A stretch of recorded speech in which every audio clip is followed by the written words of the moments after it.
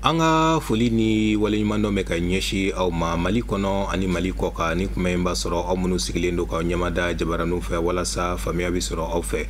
TV Shirifula bamanankan kunnafoni na walawalali bɛna k'aw ye minnu na Mali kunnafoniw na. Ka kɔn gouvernement kura sigili ɲɛ an ka jamana kɔnɔ bolonɔ sera ka bila sɛbɛn dɔ la politikimaw yɛrɛ dama ni ɲɔgɔn cɛ ka bɛn ni alamisa donya ye ministre ɲɛma dagayɔrɔ la.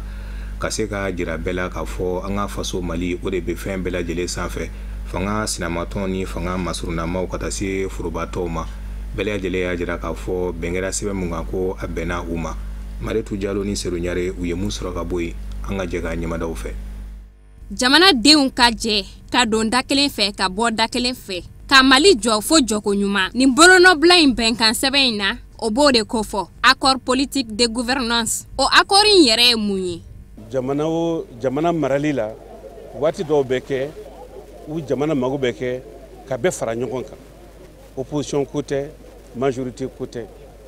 gɛlɛya minnu bɛ yen majorité ka gɛlɛya tɛ opposition ka gɛlɛya tɛ Mali ka gɛlɛya de don o de kosɔn a y'a ŋaniya ta a y'a laɲini kɛ a y'a yira fana k'a ka d'a ye ko ka Maliyɛn bɛ fara ɲɔgɔn kan k'a kɛ jɛkulu kelen ye ka ŋaniyaw bɛ fara ɲɔgɔn kan ka bɛɛ ka fanga fara ɲɔgɔn kan parce que gɛlɛya minnu bɛ yen gɛlɛya bakuruba damadɔ bɛ yen a ka d'a ye bɛɛ de ka wuli ɲɔgɔn fɛ comme kɔnɔkulu ka bi fɔ donc an ye bolonɔbila min kɛ papier la bi a kɔrɔ de y'o ye an bɛ se ka min kɛ dɔrɔn ka dugawu kɛ ala min ye nin hakilina ɲuman in jira dɔn an na k'a don an ka président Ibrahim Boubacar Keïta la k'a don premier ministre la k'a don acteurs politiques sociaux la ala k'a kɛ fɛn ɲɛta ye. O de hukum kɔnɔna la Mali parti politique ɲɛmaw bɔra ka na primature salle de conférence fa iko dakɔnɔɲi ni y'u bolo bila ni accord politique in na k'a jira k'a fɔ u bɛ gouvernement dɛmɛ a ka hakilina talenw na gouvernement min bɛna sigi sen kan ɲani tile damadama cɛ ministre ɲɛma kura ka fɔ la. D'abord accord in ye an ka laɲini ye an ni président ye ɲɔgɔn ye minnu kɛ a ye constitution d'a ma an k'an tɛ se ka constitution ko kuma fɔ k'a sɔrɔ jamana fara-faralen don. Jamanadenw bɛnnen tɛ n ko an tɛ se ka constitution ko kuma fɔ an n'a ka ɲɔgɔn yew kɔnɔ an ye fɛn min ɲin'a fɛ an y'a fɔ n ko ka accord politique signé ni parti politique ye n ko ka accord social signé ni syndicat ye n ko maintenant n'o kɛra an bɛ dialogue national kɛ n'an ye dialogue national kɛ an bɛ sɔrɔ ka révision ko kuma fɔ bon o de bɛ accord politique kɔnɔ accord politique kɔnɔ a sɛbɛnnen don a kɔnɔ k'a fɔ dialogue national bɛ kɛ pacte social fana bɛ signé ni syndicat ye k'a ɲini syndicat fɛ k'u ka revendication jɔ dɔɔni le temps que mɔgɔw ka kuma dialogue national ni fɛn caman na ka bɛnkanw kɛ u bɛ se k'u ka revendication kɛ kɔfɛ et que dialogue national a kɔnɔna na révision constitutionnelle kuma bɛ don dialogue national kɔnɔna na donc o de tun y'an ka laɲini an ko dialogue national la a kɔnɔ walima kɔfɛ révision kuma ka sɔrɔ ka fɔ a y'a dilan ni o hakilila ye o kuma de b'a kɔnɔ en gros parti politique bɛɛ ni ɲɔgɔn cɛ an y'a ɲin'a fɛ fana n k'a ka ɲi a ka kɛ ale ka k'a cɛmancɛ la ale y'a garan ye an y'a fɔ a ye fana n k'a ka d'an ye an ka diinɛ ɲɛmɔgɔw an'an ka laadala ɲɛmɔgɔ minnu bɛ yen nɔ a ka ɲi a ka kulu fana ɲɛna olu ka kɛ seere ye o fana kɛra a bɛna fɔ an ka laɲini don o de waleyara bi o de y'an se yan bi ka sɔrɔ k'an bolonɔ bila a sɛbɛn na i y'a kɔrɔ kɔni signé i bɛ gouvernement in dɛmɛ a ka baara la o lien de b'u ni ɲɔgɔn cɛ i bɛ gouvernement in dɛmɛ a ka baara la parce que gouvernement in bɛna min kɛ a bɛna accord mise en œuvre de kɛ accord kɔnɔna kuma ka ca feuille de route de bɛna di gouvernement bɛna sigi en 7 pages a bɛɛ tɛna fɔ yan nɔ mais a kumabaw ye mun ye ko mɔgɔw ka fara ɲɔgɔn kan pour que bɛn ni kelenya ka sabati jamana kɔnɔ ko an ka intégrité territoriale o ka se ka sigi a ma c'est à dire que Mali tun bɛ cogo min na kɔrɔlen dans les limites de ses frontières de 1960 Mali k'a to o kɔnɔna la n'o ye kɛlɛ min bɛ nord la ani centre la k'olu bɛɛ fara ɲɔgɔn kan accord min bɛ an n'olu cɛ k'o bɛɛ kuluba kelen nin kɔnɔ ka dialogue politique kɛ pour que Mali k'a to a tɔgɔya kɔrɔ la n'i bɛ sɛnɛ kɛ i tɛ se ka misi bila daba ɲɛ a fɔra ko dialogue politique dɔ de bɛna organiser pour que ka baara fɛn fɛn bɛna kɛ k'a bɛɛ fɛsɛ malidenw fɛ a ɲuman k'a tɛntɛn a ɲuman mun ka ɲi Mali ma an bɛɛ de bɛna an da don la k'o kɛ papier ye k'o di gouvernement ma pour que gouvernement ka se ka baara kɛ n'o ye. Nin ye donba ye Mali bolo barisabula ka d'a kan nin b'a jira k'a fɔ parti politikiw bɛ fɛ ka bɛn ani kelenya sabati u ni ɲɔgɔn cɛ ni ka jɛ ka Maliba in jɔ i n'a fɔ an bɛ fɛ a ka kɛ cogo min na.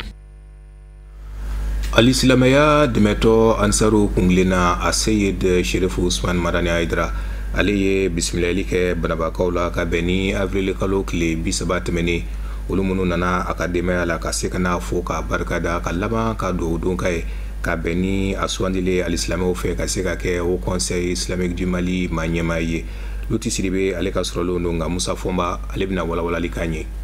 Kabini silamaya dɛmɛtɔ Ansaru ɲɛjɔyɔrɔ a Seyid Sherifu Usman Madani Haidara kɛra silamatɔw ka fara ɲɔgɔn kan jɛkuluba Haut Conseil Islamique du Mali ma ɲɛmaa ye avril kalo tile 21 tɛmɛnen. Jɛkuluw bɛ ka ɲɔgɔn valen Bangoni Janginɛbugu la bonɲamasegiw na a ye a ka sigili la ni ka laban ka dugawu don kɛ a ye baarabaw minnu bila mɛ k'a kɔnɔ olu baaraw bɛ se ka nɔgɔya bolo cogo min. A yɛrɛ bange jamana kan Segu mara a n'a bangedugu Tamaningaw Ismailiya Sherifu ka taa se silama tɔn caman wɛrɛw ma olu ka bonɲamasegiw dɛmɛnen kɔfɛ Banamba cercle denw de farala ɲɔgɔn kan ka na jira a Seyid Sherifu Usman Madani Haidara la k'a fɔ a sigili Haut Conseil Islamique ɲɛmaaya la k'o jar'u ye ka laban ka dugawu don a ye baara o baara n'a y'o laɲini dali masa k'o nɔgɔya a ye Mali bɛɛ lajɛlen silamɛw ye. An b'a ɲini Ala fɛ a ka ɲɛnamaya kɔnɔ Ala kana segin ko tiɲɛni kɔnɔ Ala ka barika don dala kumaw la sini kɛra ni laban ɲuman ni kuranjɛ ni dawula ni makama Ala k'a d'an ma Ala k'a ɲɛ Ala k'a lakara ɲɛ sirifukɛ anw ye yan su in na Ala t'an don an bolo maanifin kanuba n'a ye hɛrɛ sɔrɔ n'i ma ɲaani n'o ye o tuma hali t'i yɛrɛ kun fɛ e mana hɛrɛ fɛn fɛn sɔrɔ jamana in kɔnɔ bi anw ka kunnawolo b'a la anw ne bolo tɔ wɛrɛ tɛ e la balima sirifukɛ yɛrɛ kɔ anw ka manamakaw jɔ woro ye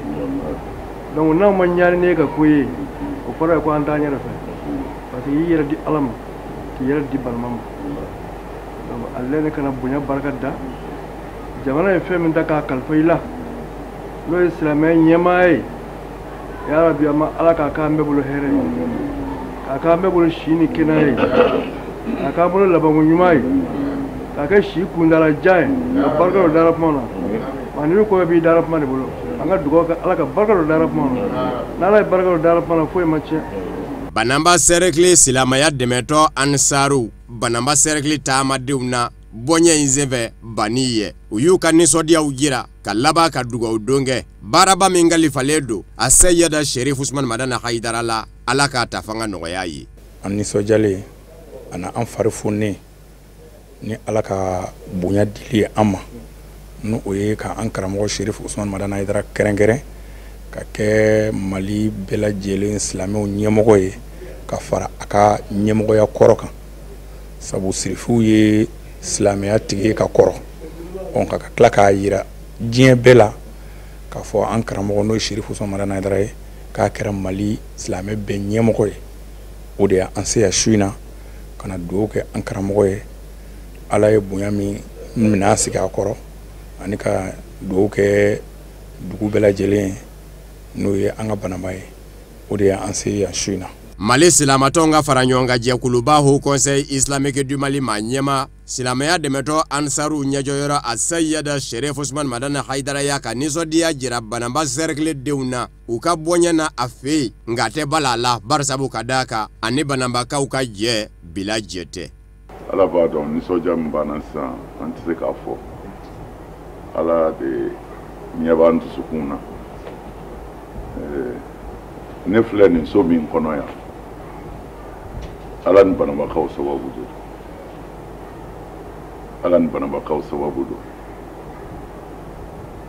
olu de ye ni terrain ɲini k'a di yan fi sabilillahi Ala kama n ka don a kɔnɔ fana ni denmisɛnnin minnu sigilen filɛ olu de sababu don olu de farala ɲɔgɔn kan ni min ye 20 sɔrɔ ni min ye 40 sɔrɔ ka siman bɔrɛ kelen ta o bɛ gosi fo ka ne ka so jɔ yan n ka bɔ loyer la ka yɛlɛmɛ yan ninnu sababu o la ne ye Banambaka de ye Ala b'a dɔn parce que maa o maa y'i kanu i y'o dɔ de maa o maa y'i kanu n b'i fɛ foyi ti n b'i fɛ bɔ o de la kira sɔlɔ silamu a bɔra Maka ka na Madinɛka tɛ Madinɛkaw de ko an b'i fɛ na o de y'a se Madinɛ Ala b'a dɔn ni mana banabaga ye yɔrɔ o yɔrɔ n ye n somɔgɔ ye n ye n balima ye u ka tila ka fara ɲɔgɔn kan ka na k'u bɛna foli kɛ ne ye n ma dansi sɔrɔ o la donc an ka cɛkɔrɔba minnu n b'a la ko o ko mana wuli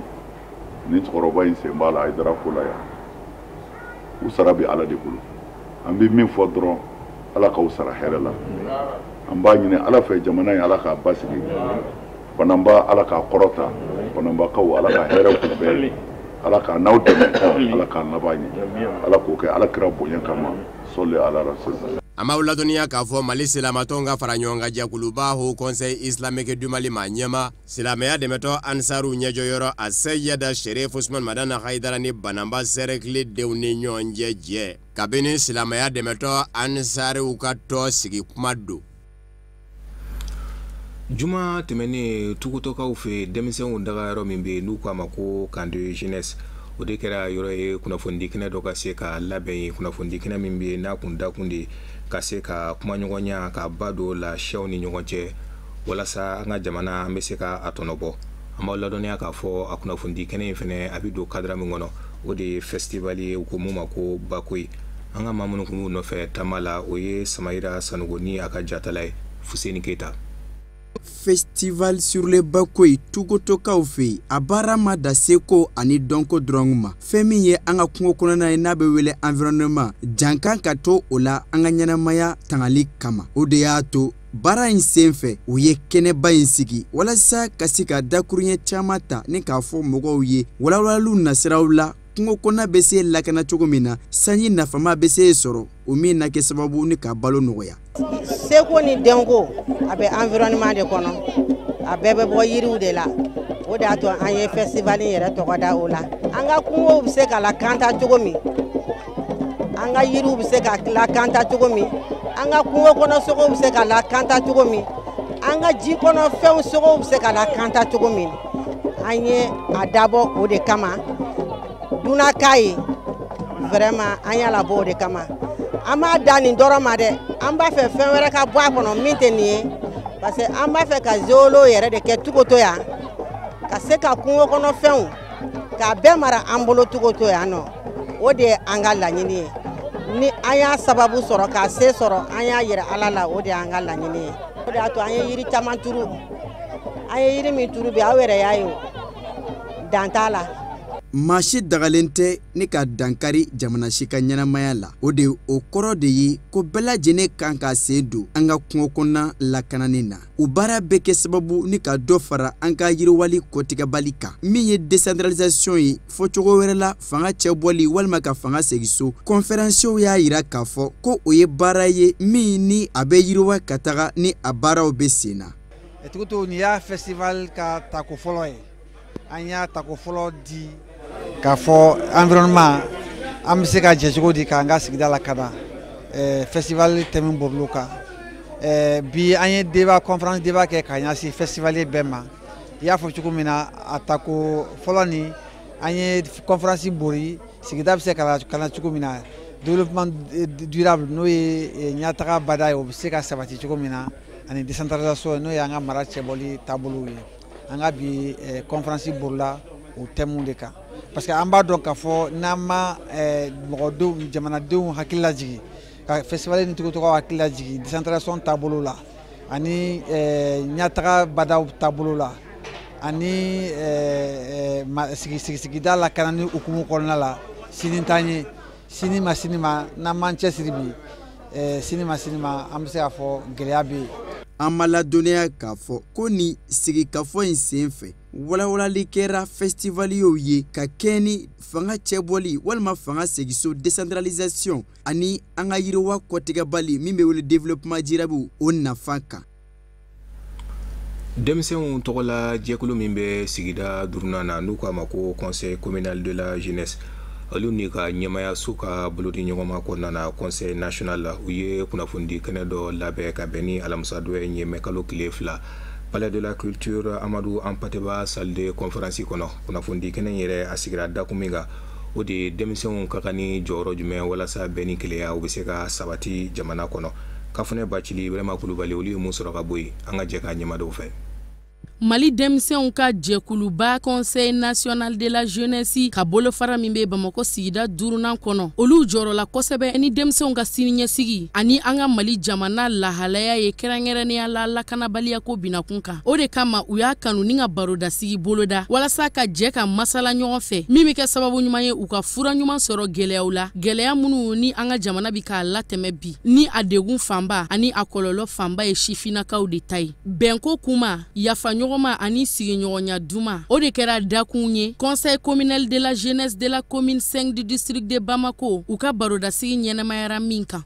anw denmisɛnninw an y'a ye k'a fɔ bi ko min bɛ ka kɛ n'o ye kɛlɛw ni bɛnbaliya minnu bɛ jamana kɔnɔ ani mankan minnu bɛ jamana kɔnɔ an ka jate la an y'a ye k'a fɔ an man ka sigi ten tɔ ka d'a kan anw denmisɛnninw anw de ye bi ye an de ye sini ye c'est vrai cɛkɔrɔbaw y'u ta kɛ mais a bɛ se yɔrɔ dɔ la an fɛnɛ obligé len ka wuli k'an jɔ ka dɛmɛ se cɛkɔrɔbaw ma donc o de hukumu kɔnɔna na an ɲɔgɔn wele sɔgɔmada in na ka société civile mɔgɔw wele ka mɔgɔ wɛrɛw wele minnu bɛ commune 5 kɔnɔ pour que an ka se ka sigi ka kuma ninnu kɔnɔna la an bɛna bɛn mun kan o de ye k'a fɔ bɛn ani kelen a bɛ sɔrɔ cogo jumɛn na jamana kɔnɔ bon sɔrɔ cogo t'a la ni anw jeunes n'anw ma bɛn kelen ma fɔlɔ ka d'a kan politique mɔgɔ wulila ni religieux wulila ni mɔgɔ wulila bɛɛ bɛna anw jeunes de nɔfɛ bon et pourtant dun ni décision bɛ ta a ka ca Ala fɛ tuma dɔ la o tɛ anw ɲininka an hakilinaw la laɲini min bɛ sigi in kɔfɛ o de ye k'a jira k'a fɔ denmisɛnw da ka don jamana jɔkuma na a kana kɛ seulement an ka wele k'a fɔ an ɲɛna nin kɛra walima k'an wele k'a fɔ an ɲɛna nin de bɛna kɛ mais an ka wele k'an ɲininka aw ka hakilina ye jumɛn ye jango jamana ye a bɛ dingɛ min kɔnɔ a bɛ se ka bɔ a kɔnɔ. Mali sifinnakaw ka fara ɲɔgɔn kan jɛkulu Conseil national de la jeunesse ma ɲɛma a ka dantigɛliw la a y'a jira k'a fɔ ko ale sɛwara ni barodasigi in ye barodasigi min ni a hakilina bɔra u ka tɔn bolofara la min bɛ sigida 5nan kɔnɔ foli kɛlen kɔfɛ ka ɲɛsin sigida 5nan Conseil communal de la jeunesse ma CNJ ma ɲɛma y'a jira k'a fɔ ko fɛn o fɛn bɛ tali kɛ sifinnakaw ka kunkanko kow kan ni a bɛ taa bɛn ani kelenɲɔgɔnya ni sigiɲɔgɔnya duman nasiraw fɛ Mali jamana kɔrɔtali k'a bila fɛn bɛɛ sanfɛ ko o hakilina kelen kelen bɛɛ lajɛlen ka da la k'a fɔ olu ka dɛmɛ bin. Denmisɛnninw jɔyɔrɔ ka bon faso jɔ la barisa Mali denmisɛnninw an de bɛ bɛɛ bolokɔrɔ politiki mɔgɔw société civile même diinɛ mɔgɔw même groupe arméw bɛɛ bɛ denmisɛnninw de k'u ka kɛlɛkɛminɛ ye donc denmisɛnninw de fana ye maa fanbaw ye minnu bɛ sa minnu bɛ bana minnu ka baaraw bɛ tiɲɛ kɛlɛw kɔnɔna la donc o b'a jira k'a fɔ ni denmisɛnninw y'u jɔyɔrɔ dɔn u ka bɔ o kow kɔnɔ a ka ca Ala fɛ u bɛ kɛ faso jɔlaw ye donc o de la an ko nin baro in an jɔyɔrɔ ye jumɛn ye faso jɔ la an jɔyɔrɔ ye jumɛn ye bɛn ni kelenya la an k'an sigi an yɛrɛ k'o fɔ n'an y'o fɔ n'an y'an jɔyɔrɔ dɔn a ka ca Ala fɛ an b'a an jɔyɔrɔ lafa maa minnu n'u b'an bila ni baara jugu ninnu na an k'an bolo di ɲɔgɔn ma. Jamana ɲɛmɔgɔ Ibrahim Boubacar Keita a y'a ka mandat ta k'a di Mali denmisɛnw ma je pense que o ye koba de ye o ye danaya ni bonya de ye donc an kan k'o danaya fa an b'a ɲini denmisɛnninw fɛ k'u bolo di ɲɔgɔn ma an ka kɛ faso jɔlaw ye an kana kɛ faso cilaw ye. Baaraw kuncɛra ni bɛn yafaɲɔgɔnma ani sigiɲɔgɔnya duman tamasiyɛnw de sifinnakaw yɔrɔ sifinnaka minnu ni olu sɔnna k'u fanga fara ɲɔgɔn kan ka ɲɔgɔn sɔrɔ kuluba kelen kɔnɔ walasa ka jɛ ɲɔgɔn fɛ ni ka juguw kɛlɛ ka bɔ an ka jamana kɔnɔ kelenɲɔgɔnya bɛ se ka sabati cogo min ani an ka se ka segin an cogo kɔrɔw la an ka jamana duman in kɔnɔ. Jamana hymne national dalen kɔfɛ miniti kelen taara k'o kɛ tasibila ye ka ɲɛsin banbagatɔw ma. Shulasako yɔrɔ ani ambulance kelen ye mun musaka bɛ t'i jɔ fo sefa wari $12 ni $120,000 la o de kɛra dɛmɛ ka ɲɛsin dugabugukaw ma baɲumankɛ in ye Elhaji Mahamani Traoré ka wale ale yɛrɛ min ye dugu in de wa baaraba in yɛrɛ bolodariw fɛ ka bɛn ni avril kalo tile 30 tɛmɛnen u ka mairie kuru kɔnɔ o mun senfɛ maa caman ye a kanu ka ye kɛnɛ in kɔnɔ ka se ka kɛ nin baaraba in seereya ye. Samaira Sanogo Abdoulaye Sugodogo an ka jɛ ka ɲɛmadaw ka sɔrɔlenw fɛ. Ni baara ninnu bɛɛ lajɛlen nu donna ni dugutigi ka foli kan ani waliɲuman dɔn ka ta ka ɲɛsin bɛɛ lajɛlen ma mɔgɔ y'a sen bɔ a kɔnɔ kɔrɔ ni kana kɛ ni donba in seere ye kɛrɛnkɛrɛnnenya Elhaji Mahamani Traoré ni bɛɛ ko ma ko Petit Mahamani o min kɛra sababu ni ka dɛmɛ in ta ka ɲɛsin komini ma Dugabugu yɛrɛmarakafo ɲɛmɔgɔ a fɔla ni ka Petit Mahamani fo ni ka waleɲuman dɔn a ka ŋɛniya ɲuman na ka ɲɛsin dugudenw lafiyali ma baw a y'a yira a ka kumakanw na k'a fɔ ko nin na kɛ sababu ye ni ka ŋɔnu bɔ olu senw na ni ka sɔrɔ ka laban k'a yira k'a fɔ ko nin baara ninnu na kɛ i n'a fɔ a laɲinina cogo min na Elhaji Petit Mahamani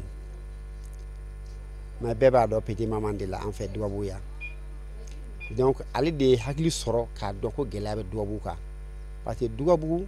ani CSREF n'o bɛ Marakala a cɛ ka jan a bɛ taa kilo 20 na donc degun belebeleba don yan mɔgɔw ma ne ka bɛ da kan ni gɛlɛya ye muso sɔrɔ jigisen fɛ yan fo an ka ambulance wele Marakala donc a ye hakili ɲuman sɔrɔ k'o ta ka na o kɔfɛ su marayɔrɔ a y'a dilan yan su marayɔrɔ min dilanla an fɛ yan an b'a dɔn gɛlɛyaba fana kun b'o la parce que an bɛ taa an ka mɔgɔw de bila fo Marakala ni su de masara f'i ka mɔbili ɲini ka taa ta ka na ko kura ka n'a baara kɛ yan donc ale kɛra sababu ko gɛlɛyaba in bɔ an fɛ yan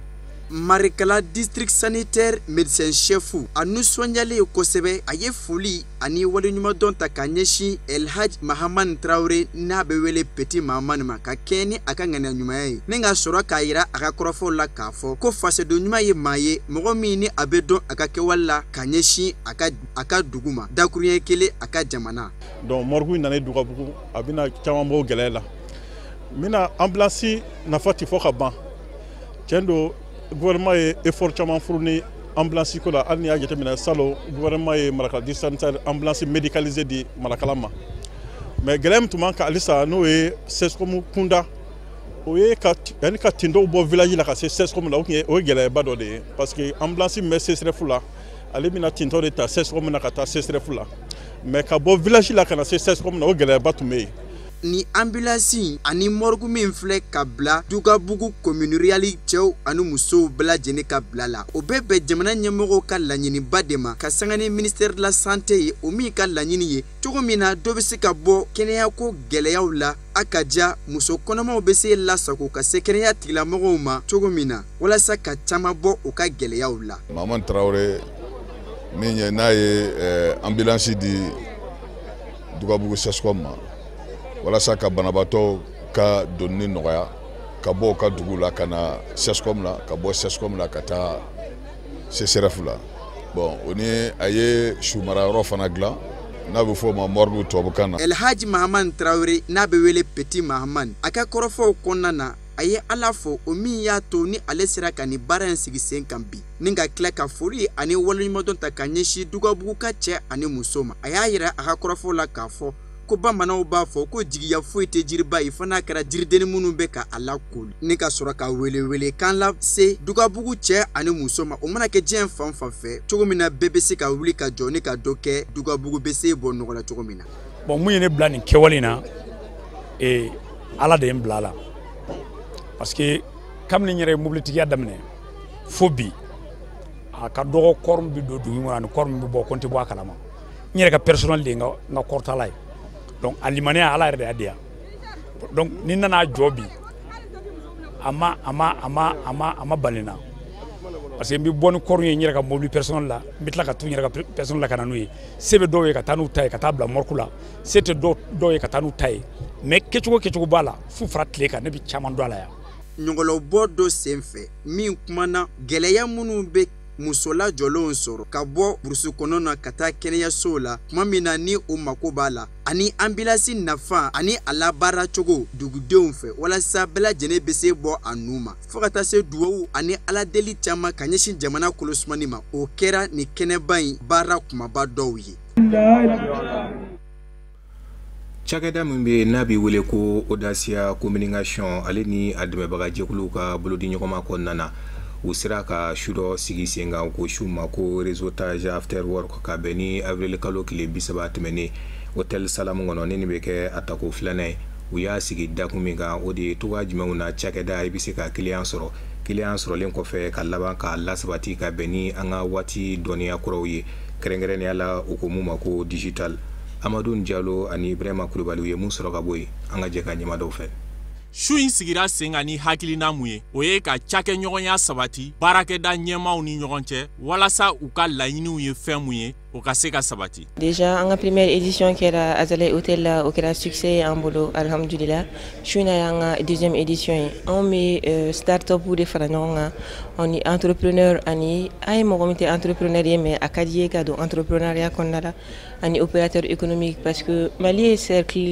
Mali opérateur ka cercle fermé don a ka di anw ye k'o dayɛlɛ u ye u ni ɲɔgɔn cɛ waso ka baara kɛ ni ɲɔgɔn ye. Kɛnɛ in kɛra sababu ye hakili falen-falenw ka kɛ baarakɛda ɲɛmaaw ni ɲɔgɔn cɛ ani baara bolodalen ɲɛmaaw n'olu ye projetw ye an'u ka clients i n'a fɔ tɛmɛnen dɛmɛbagaw ani baarakɛ ɲɛmaaw caman de nana ɲɔgɔn kunbɛba in kɛnɛ kan mun bɛ tali kɛ sɔrɔ yiriwali kan o mɔgɔw la direction commercial marketing mun bɛ Sherifula télé tɔgɔ la olu tun bɛ a kɛnɛ kan. Cakɛda ɲɛmaaw dama dama de faralen ɲɔgɔn kan donc kana ɲɔgɔn ye ka wagati ni kɛ ɲɔgɔn fɛ ni soirée in kɔnɔna la donc a wagati in bɛ kɛ sababu ye mɔgɔw bɛ ɲɔgɔn dɔn u b'a dɔn e ka cakɛda ye nin e bɛ nin domaine kɔnɔna la ne fana ka cakɛda ye nin ne bɛ nin domaine kɔnɔna la ne mago bɛ se ka se nin ma jaw b'e bolo an bɛ se ka baarakɛ ɲɔgɔnyaw sabati cogo min na donc fɛn no fɛn mun ni Audacia communication an ma directrice fo ni o soirée in senfɛ kosɛbɛ barisa a hakilina min sɔrɔ ni hakilina ɲumanba don Mali entreprise a bɛ se k'u bɛɛ pousser u ka baara kɛ ɲɔgɔn fɛ u ka domaine respectifs kɔnɔna la k'a fɔ ko nin fɛn in bɛ nin yɔrɔ in na toujours chercher sur le k'a fɔ ko n bɛ taa ɲini jamana kɔkan la ni soirée sugu bɛ se ka kɛ sababu ye i b'a dɔn k'a fɔ ja ne bɛ nin ɲini jamana kɔkan k'a sɔrɔ a bɛ n kɛrɛfɛ yan donc a bɛ kɛ sababu ye ka Mali yɛrɛ économie sinsin ka dɔ fara économie nafaw kan fɛn minnu n'o wari minnu kan ka bɔ jamana kɔ kan olu bɛ se ka to jamana kɔnɔna la donc olu y'a nafaba dɔ ye Sherifula TV o de la an nana donc kana an essayer k'an ka relation lakuraya ni kalan kura ninnu ye. Denmisɛnnin kunda cɛman fara musoman kan sigi tɛ mɔgɔ sɔn bɛɛ ka wuli i ka dɔ kɛ c'est pas forcément parce que a tun ka di n ye ka baara kɛ fonction publique la a tun ka di n ye ka baara kɛ banque ba dɔ la k'i m'o sɔrɔ ko directement k'i kan ka i bolo fila da i kunna k'i sigi quoi n'i ma baara sɔrɔ i bɛ se ka baara créer déjà an b'a fɔ de ma ko entrepreneuriat. An b'a ladɔnniya k'a fɔ Audacia communication ye jɛkulu ye jɛkulu mun ni a ka baaraw ɲɛsinnen don dɔ farali kan baarakɛdaw ɲanga kan ni kɛnɛbaw labɛnni ye. Association Vision Nouvelle ka bɛn ni a ka dɛmɛɲɔgɔnya hakilinaw ye a ye dɛmɛ kɛ ka ɲɛsin Ogo Sagukaw ma minnu ye u sigiyɔrɔ bila ka bɛn ni Banbaciw ka wale ye ka ta ka ɲɛsin u ma dɛmɛ yɛrɛ kɛra u fɛ ka bɛn ni araba tɛmɛnen Ɲamanakaw fɛ kɛrɛnkɛrɛnnenya la u ka garabali la Alhamidu Badini ni a ka jatela Seydou Ɲare olu ye mun sɔrɔ ka bɔ yen an ka jɛ ka ɲɛmadaw fɛ. Makɔrɔni carton 20 ɲɔgɔnna ani tulu bidon 2 o de kɛra ŋaniya yira ye mun bɔla Vision Nouvelle jɛkulu yɔrɔ ni k'a ɲɛsin jamanadenw ma ka bɔ Ogo Sagu ni walejugu taara k'u ka dugu sɛgɛrɛ kɔsan in na ni maa caman bɔnɛnaw nin na ni dɛmɛ ani hadamadenya wale ɲuman o mun ye Mali tabiya ye kabini lawale a bɛ don sunkalo fana hukumu kɔnɔ. An sera an ko min na an ka laɲini tɛ fɛn tɛ k'a fɔ mɔgɔ b'a k'i b'a fɔ denkudi ou bien furusiri min kɛra a digira an yɛrɛ la parce que anw ni an bɛɛ mɔgɔ kelen an bɛɛ ye maliyɛn de bɛɛ ka juru de bɛ Mali la Mali y'an bɛɛ de ta ye a kelen pe de b'an bolo donc n'o de don vraiment an sera yan de ka na dɛmɛ min na s'aw ma ŋaniya yira de don mais ko yɛrɛ kunba ye min ye ka adamadenya taabolo kɛ n'aw ye a kunba o de ko min y'aw sɔrɔ a y'anw de fana sɔrɔ k'a ma diya an ye dɛ an se ye fɛn fɛn a daminɛ nin y'a daminɛ de ni fɛn fɛn n'an bɛ se ka ko k'a la an yɔrɔ man jan a y'an wele an bɛ se ka min kɛ an bɛn'o k'aw ye. Ni dɛmɛ taara k'a di maa minnu ma n'o sigiyɔrɔ bɛlen don Ɲamana garabali ma olu ye wale ɲuman dɔn ani bonyamasegi foli kɛ Vision Nouvelle jɛkulu maaw ye ni k'a ɲini maa ŋaniya ɲumantigiw fɛ u k'u hakili t'o la dɛmɛ sira kan n'a ma ɲɛ k'a fɔ ani sunkalo tɔ man jan. Ni ko y'i sɔrɔ ni maa nan'i lajɛ o ye fɛnba ye jango n'a tigi nana ni fɛn dɔ ye ka n'a d'i ma foli i bɛ foli kɛ tɔɔrɔ mun ye mɔgɔw bɛɛ sɔrɔ ka n'a se yan ma yan diyaɲɛ tɛ dɛ dɛsɛ don maa mun ka mɔgɔw fara dɔw baw fara dɔw denw fara dɔw yɛrɛw fara a la dɔw ka nafolo hali fini maa si ma bɔ n'a ye u ka yɔrɔ bɛɛ dugu u ka so bɛɛ jɔ sew bɛɛ jɔnni na sow jenina nafolo cɛra foyi t'u bolo ye ka i ka so koloni o ka di ye dɔ ka so ye. O don kelen sɔgɔmada fɛ Vision Nouvelle tondenw ye alikuranɛ kalan bolo da u dagayɔrɔ la Lafiyabugu wasa ka duwawu kɛ jamana ye cogo min basigi ni kolosuma bɛ se nati ko kura. Centre de santé Shirifula n'a bɛ Bangoni Janginɛbugu la sigida Gale la. Ale ni commission d'organisation min sigilen do ka se ka an karamɔgɔ a Seyid Sherifu Usman Madani Haidara ale ka san 60 ani san 4 san kunbɛn ɲɛɲani ɲɛnajɛw baaraw labɛn ka sigi sen kan. U ye nin kalo in tile 2 ka taa se a tile 3 ma u y'o ta.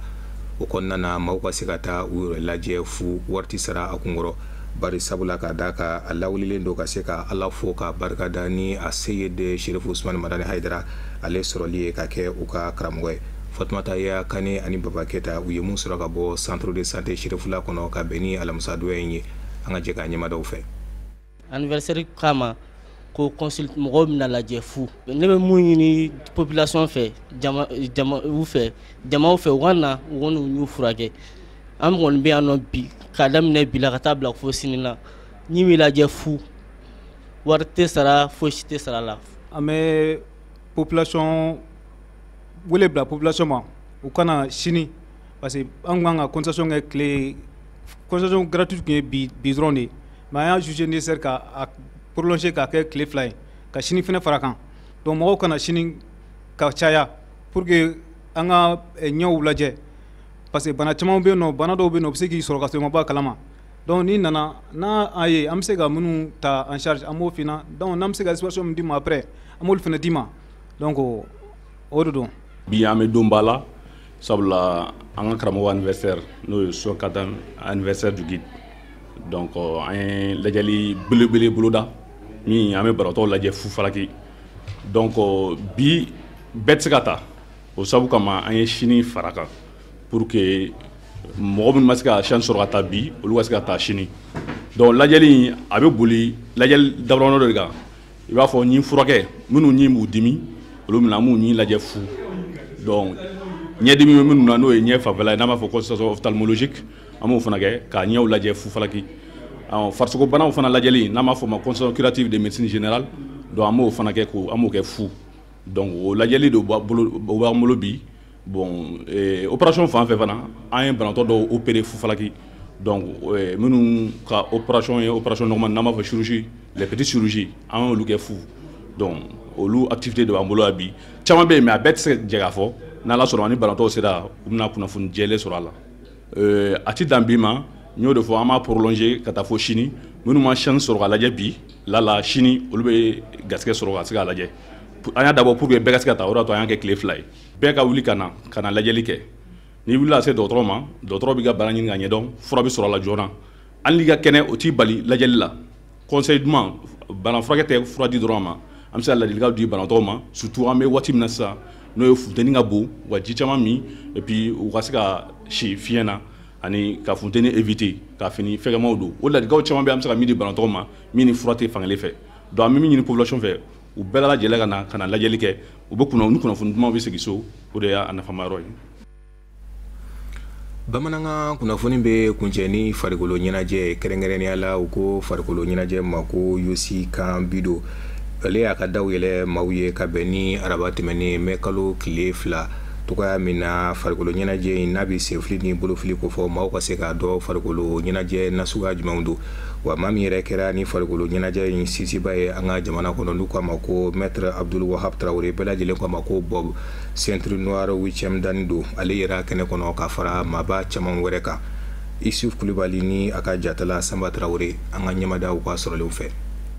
Ni senfili ni bolofili sufiya in lawale basigila san 1975 Hiro Mosuziki fɛ farisunajɛ sufa min don a bɛ kɛ sababu ye ni k'a kɛba galabu kɛnɛya wa ni ka faamuya caman d'a ma wulikajɔ don min lasulu yɛla japonɛw de la bi a tulonka sufa in bɛ ka ɲɛtagabaw sabati Mali kɔnɔna na walasa malidenw ka se ka tulonka sufa in dɔn tigitigi ani ka tulonka in yɛrɛ walakata Mali fan bɛɛ lajɛlen fɛ hakilinaw ani wulikajɔw kun de filɛ nin ye. Fɛn min ye Yusukan ye arme don a bɛ komi n'a fɔ aru la lagare de don mais ar bɛɛ kelen don ka ɲɔgɔn sɔrɔ a kɔnɔna la ne yɛrɛ y'a dabɔ walasa ale bɛ se ka ɲɛ sɔrɔ cogoya min na kɛrɛnkɛrɛnnenya la Bamakɔ kɔnɔna la yan Mali kɔnɔna la yan a ka diya diɲɛ fantan naani bɛɛ lajɛlen fɔ o yɛrɛ de ye ɲɔni k'a kɛ a kan o kama n fana ne ye min y'a la ɲɛmɔgɔ fana ko yala ne yɛrɛ nɔfɛ o de kɛra ne yɛrɛ ka laɲini y'a ko in na kosɛbɛ parce que n'i y'a mɛn ko Yosekan dɔrɔn o ko ten ko c'est un art martial vivant une discipline et un mode de vie donc a bɛɛ lajɛlen bɛ ale kelen kɔnɔna la min ye jabilaw ye kana se ni maa binna i kan wali kelen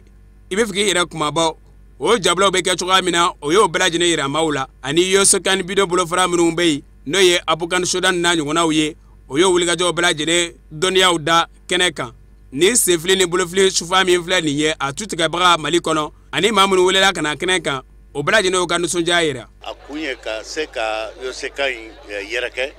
Mali fan bɛɛ lajɛlen fɛ et puis journée porte ouverte da yɛlɛlen don walasa maaw ka dɔn mun bɛ passer Yosekan kɔnɔ parce que Yosekan budo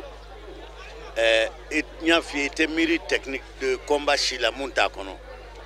point pied aw jɔlen sen n'i bolo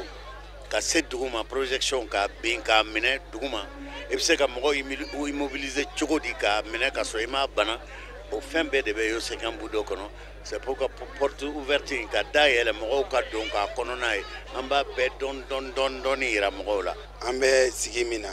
denmisɛnninw ka ɲɛnajɛ don san o san a bɛ kɛ yan nɔ san o san sigiyɔrɔnikaw karate ka fɛn fɛn centre fɛn bɛɛ bɛ yen nɔ o bɛɛ bɛ na an bɛ jɛ ka ɲɛnajɛ kɛ ɲɔgɔn fɛ an yɛrɛ nisɔndiyalen don ka Bob ninnu ye yan nɔ olu minnu ye karate ɲɛmɔgɔbaw ye Mali la olu b'an fɛ yan nɔ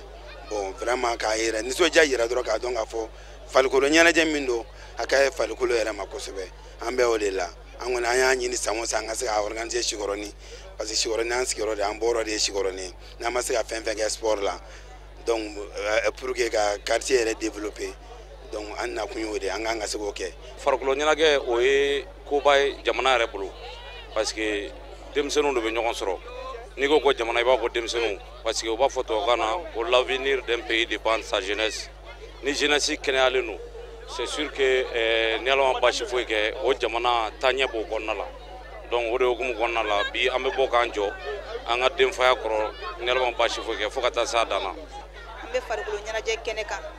anw ye Sikɔrɔni ele ne yɛrɛ ye Sikɔrɔ maire ye